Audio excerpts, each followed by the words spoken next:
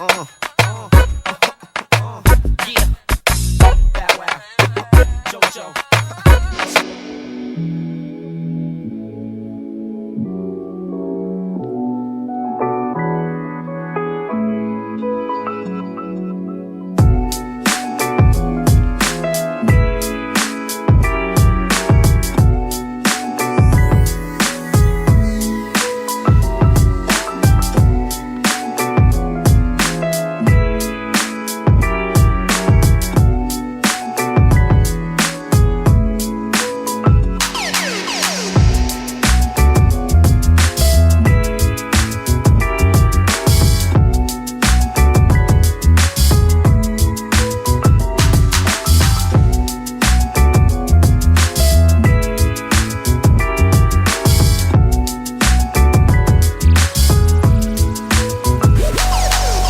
Hey guys! It's me, it's Aina Cruz Vlogs! So, ang gagawin ko sa vlog ko for today is mag-review ako ng Yunteng na VCT5208. So, ito yung box niya. Nakalabas na kasi yung Yunteng, so stay put mo na siya dyan. And then, pwede siyang pang mobile phone. Ito guys. Pero sinasabi dito not for cameras kasi may chance na mahulog yung camera nyo pag sobrang bigat. Tsaka may maximum tong pag pinatong nyo yung isang camera. So yun. Tapos, meron siyang kasamang Bluetooth shutter. Tapos for iPhone iOS and Android 4.3 na version or newer mobile phones. Guys, recommend ko to guys. Binili ko to sa itel, sa SM Clark, sa Cyberzone. So, meron sila dun pang phone cases for iPad, ganyan. Meron din silang tempered glass. Meron sila for phones. So, mahilig mag-phone dyan, pwede nyong paayos sa kanila yung screen protector nyo guys. So, yun. Talagang sobrang sobrang bait. Hindi talaga talaga guys. So, ito yung brand ng tripod is Yunteng. So, meron siyang kasamang Bluetooth remote manual, guys. Ito siya. English siya. Pero if you're a Chinese, you can read this at the back. So, yun. Tapos, meron din plastic for tripod sa Yunteng. Para hindi siya masira. Ang galing ng packaging nila kasi sobrang safe yung yung iPad nila. So, hindi siya pwedeng ibaksa kasi baka masira. Pero, sabi sa akin ni ate na may warranty daw yung tripod, yung if ever na may sira or not. Pero hindi naman siya masisira naman kung careful naman kayo sa paggamit ng product na to. Yung tripod na to. So, yun. And then, may kasama din siya cable charger sa Bluetooth shutter niya. So, meron siyang USB port guys. USB port. Para ilalagay mo dun yung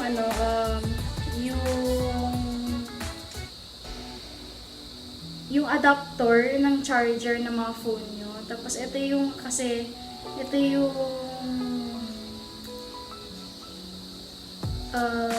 Type-C na Hindi ko alam kung Type-C nga talaga to guys. Itong na to. Sa Bluetooth shutter talaga to pag na-low bat siya guys. So yun. And then, meron din siyang lalagyan guys. Nilalagyan din siya guys. So safe na safe yung tripod nyo.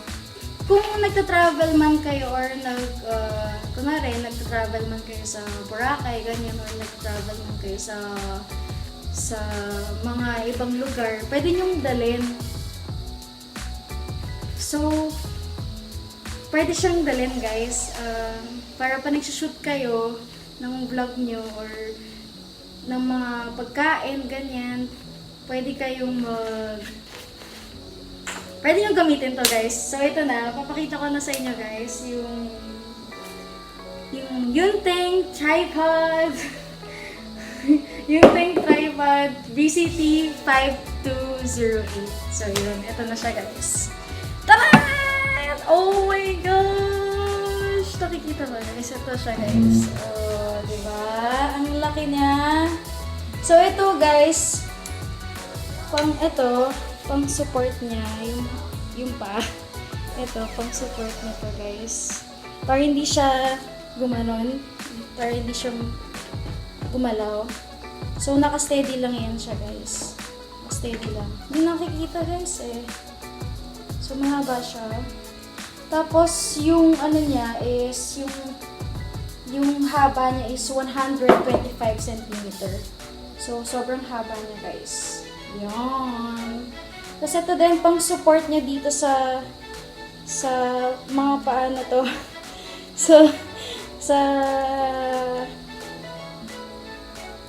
Basta't pang support siya guys. Well, pang support siya guys dito para hindi siya, kasi ito sinusupport niya yung tatlong to. So yun. And then may lock din siya dito guys.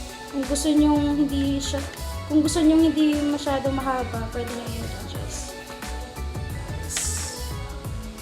So, ito, yung lock niya kasi parang made of plastic siya. Pero yung ano niya,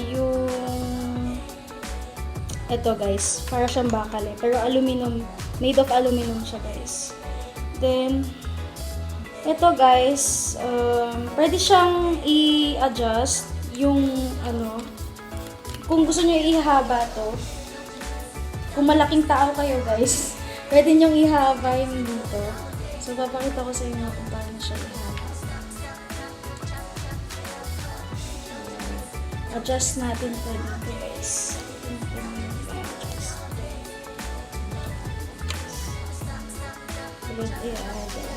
Sorry guys, di ako masyadong nag-review talaga. Talagang nag-research pa ako. So, yan. So, pwede natin ihaba yan dyan. Tapos, yung pag-rotate niya guys, 360. So, siya ganon. Pwede siyang i-ganon. Diba? Galing. So, nirecommend kong yung Yunteng na to. So, hi SM Clark! Pa-sponsor naman dyan! Joke lang. Kahit hindi nyo na ako i-sponsor. Joke lang guys. Pero, nire-recommend ko talaga tong yung na to, product na to kasi matibay siya guys, and then sobrang ganda ng quality niya guys. Sobrang pawis na ako guys, sobrang init kasi dito, walang electric fan. So yun, and then tapos meron siyang Bluetooth shutter. So i-connect nyo siya sa phone kung Apple user man kayo or Android phone ba yung gamit nyo. Pwede nyo i-connect siya. Pero yung pangalan ng Bluetooth niya is Yunteng. So, ito yung Bluetooth shutter niya guys. So, ayan. Hindi ko siya ma-connect guys kasi nahihirapan ako. First time ko lang kasi gagamitin to guys. First time ko lang ito ginamit guys. So, yun. Oh my! Hindi ako careful. Clumsy guys. Tapos, ito yung cellphone holder niya. So, may kasama na siyang cellphone holder. Ito. So, pwede nyo siya i-adjust dito. So, iikot nyo lang guys. Iikot nyo lang siya guys.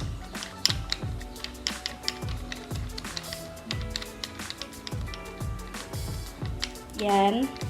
And then, ilalagay niya yung phone niya dito sa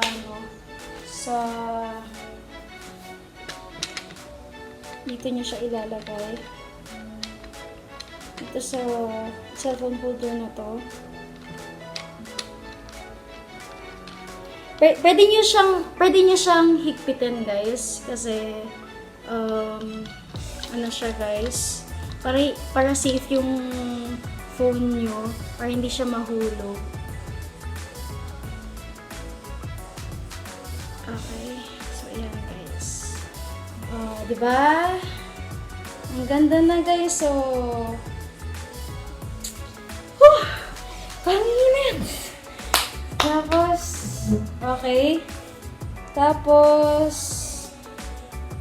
nakalimutan ko guys. So yun, kung medyo nalalakihan kayo guys, pwede nyong iitin. So, ganito yung tanggalin, bale ito, i-openin natin ganyan, and then, sarado na ganyan. Nakita niyo ba guys? So, ganyan lang. And then, ito, dito. So, ito guys. Ganun din siya. Kaparehas niya lang yung isa. So, ganun.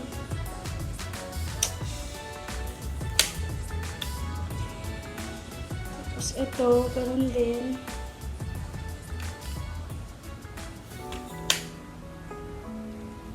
Yan. Yan. So, kung gusto niya lang siya ilagay sa table, recommend ko talaga tong na to, yung thing na to, kasi sobrang tibay niya. Sobrang tibay niya talaga guys. Pwede tong gamitin for pag nag-umpisa pa lang kayo sa pag-vlog guys.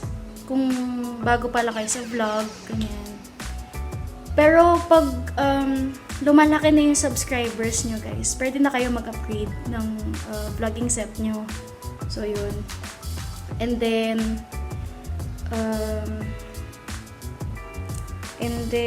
yun lang. So yung next nating i-review is GorillaPod. GorillaPod guys. So ito, pwede nyo tong isabit sa mga sa mga puno or sa table, ganyan. Sabit nyo siya ng ganyan. Pwede nakikita. Pwede nyo din siyang parang i-steady lang dito kasi balance naman din kasi yung niya. Balance naman yung stand niya. Kasi may support naman siya dito guys. So, ito yung bilog na ito, yung white na ito. GorillaPod talaga guys. Kasi ito yung itong bilog na to. Kunwari, kasi may mga ibang tripod na wala siyang kasamang pag nilagay mo dito yung cellphone holder, hindi siya mag-rotate. So ito, binili ko lang to sa Shopee guys. So maro-rotate ko siyang ganyan, paikot. Tapos lalagay lang dito yung yung cellphone holder. So yun. So ito siya guys, sobrang ganda. Ni-recommend ko din to guys. Pero hindi ko to binili sa SM guys. Binili ko to siya sa Lazada. Mura lang siya guys. Pero nakalimutan ko na kung saan ko siyang online seller ko siya binili. So yun. Tapos pwede nyo siyang sabit kahit saan guys. Pwede sa upuan, pwede sa ano pa yan? Pwede sa paa nyo, sa legs nyo. Huwag na hihirapan kayo mag-vlog. Pero guys, maliit lang siya guys. Parang small yata itong size na to. Meron silang GorillaPod na medium tsaka large. Yung ibang vloggers ginagamit nila is yung medium na medyo malaki na for camera. Pwedeng pang camera talaga. Yung iba naman gumagamit sila ng cellphone. Yung nag-start pa lang pag-vlog. So yun. And then, so yun guys. Hindi ko siya in-unbox guys. Kasi kanina ko pang tinatry mag-review. Yung name ng store sa Yunting, si Itel. dun sa Cyberzone sa SM Clark. Si GorillaPod naman, pwede kayo mag-download ng Lazada app dun sa Play Store. Dun yung makikita. Search nyo lang yung yung GorillaPod. Dun yung makikita kung saan pinakamura na GorillaPod. Check nyo na lang kung makita nyo kung good quality ba siya or hindi. Pero guys, nire-recommend ko talaga to sa Lazada. Sobrang ganda ng quality niya, and then hindi naman siya ganun kabigat, guys. Okay lang yung bigat niya, pero sobrang ganda talaga eh. Sa nag-umpisa pa lang sa pagpa-vlog or sa matagal na nag-vlog, guys. So yun. Itong yung thing na to, guys, try nyo din. Sobrang ganun din. I-recommend ko tong dalawang items na to. So, yun.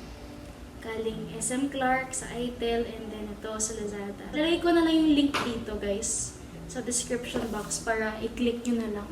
So, yun.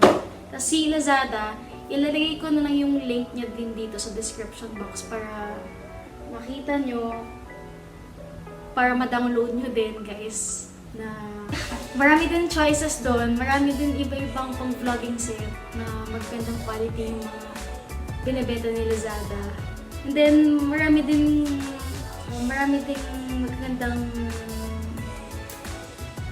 phone cases and tempered glass and mga vlogging set nila, meron din sila. I recommend kay Idel sa SM Clark sa Cyberzone. So, punta na kayo doon. Ilagay ko na lang dito yung location, dito sa description box din, kung saan siya nabibili.